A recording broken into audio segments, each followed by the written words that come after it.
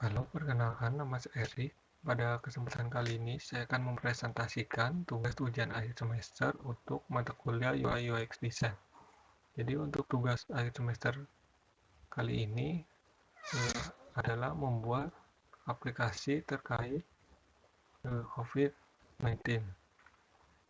Jadi saya pada halaman landing page saya buat nama aplikasinya apa. Di sini saya buat Ocon, jadi kepanjangannya adalah Official COVID-19 Information, dan ada tombol Start untuk memulai masuk ke halaman Home. Kita klik tombol Start, maka user akan masuk ke halaman Home dari aplikasi. Di sini terdapat menunya untuk ada persebaran, program bantuan, dan juga donatur. Untuk halaman Home ini ada perkembangan kasus COVID-19. Misalnya di sini seluruh dunia konfirmasinya sudah sekian, sembuhnya sekian, meninggalnya sekian. Lalu untuk ada pembaruan terakhir dari data-data yang ditampilkan. Lalu di bawahnya misalnya di sini dipilih negara Indonesia, terkonfirmasinya juga sekian, sembuh dan meninggal. Untuk peta persebaran yang ditampilkan adalah peta untuk Indonesia.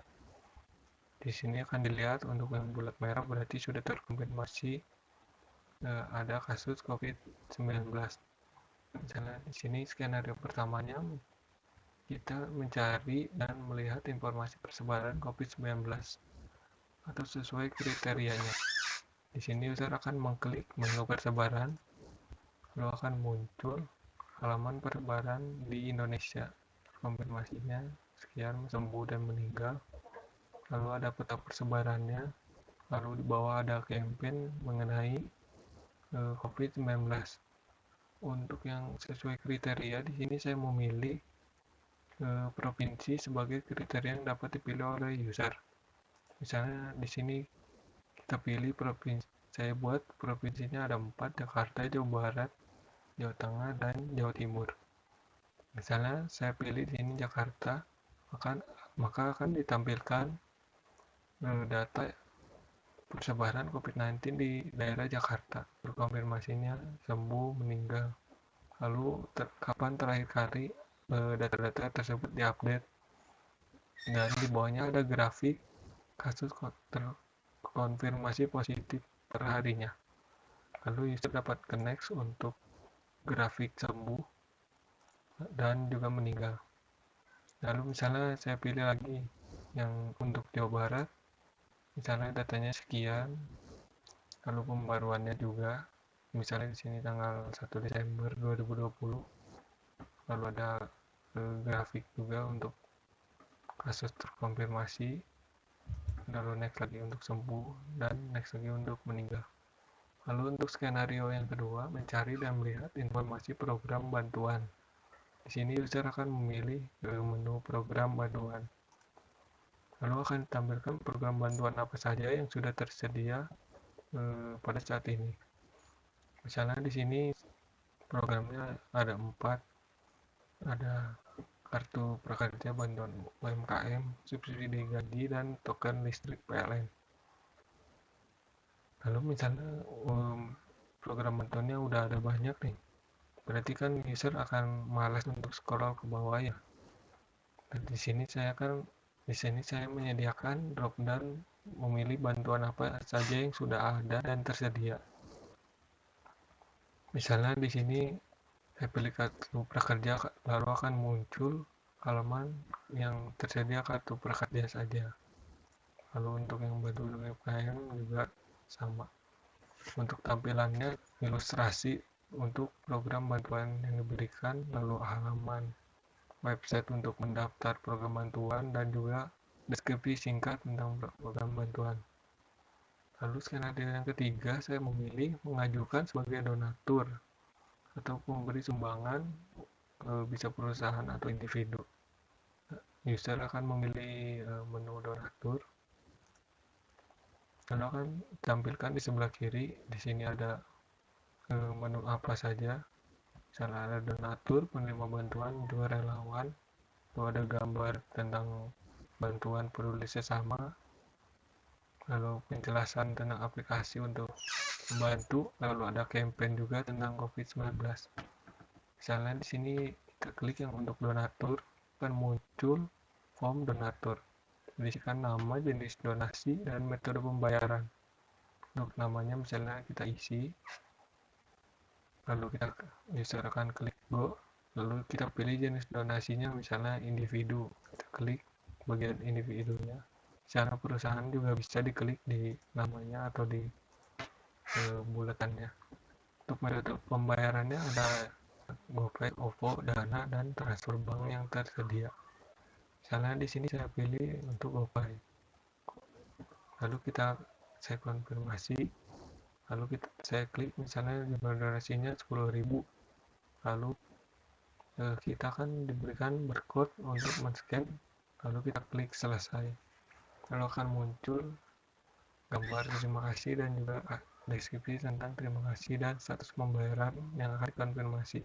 Lalu kita klik OK.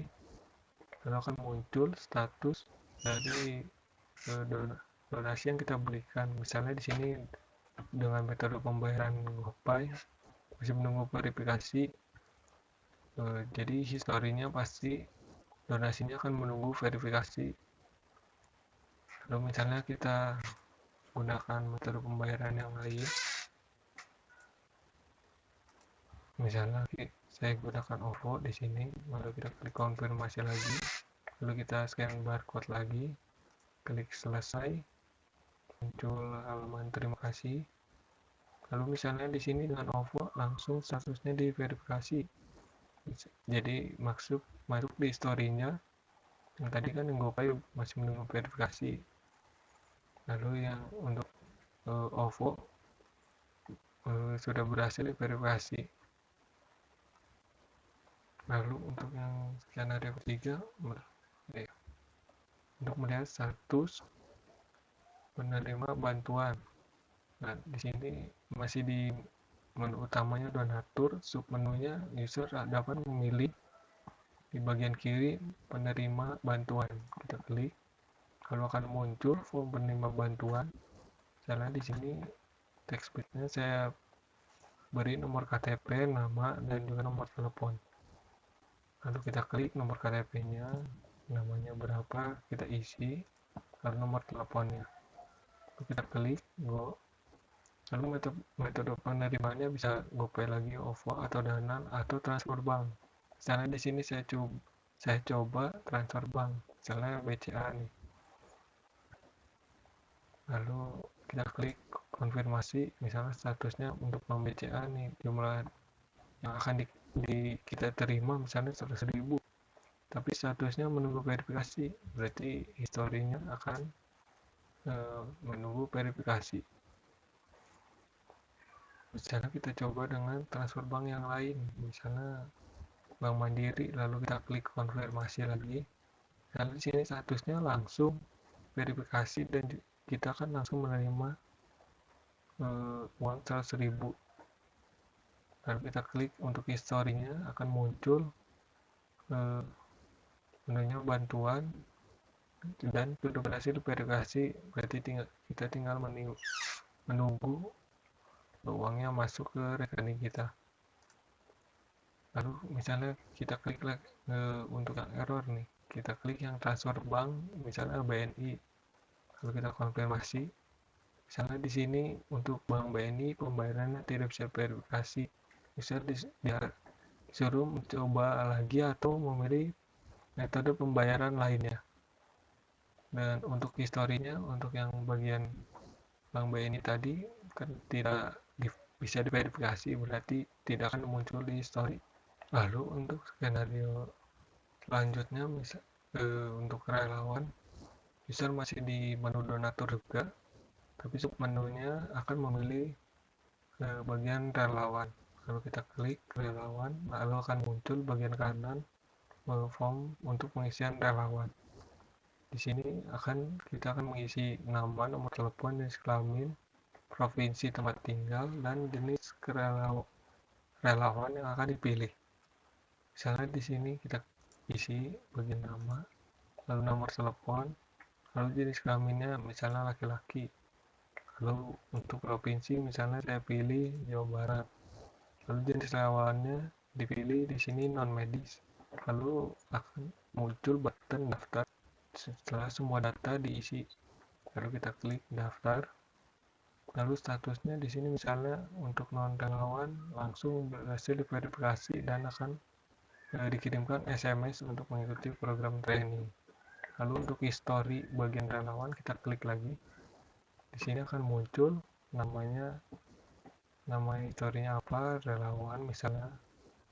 Lalu ada icon untuk relawan, lalu jenis relawan yang dipilih tadi, dan untuk status sudah diverifikasi atau belum. Lalu misalnya saya pilih ini ya, tadi kan yang non medis, sekarang yang medis. Lalu saya klik lagi daftar. Misalnya di sini statusnya untuk yang medis akan menunggu seleksi dalam waktu 1 kali 24 jam. Untuk historinya yang non medis, untuk histori yang medis akan muncul judulnya apa, relawan misalnya, lalu jenis relawanannya tadi medis, lalu di sini status untuk verifikasinya menunggu verifikasi.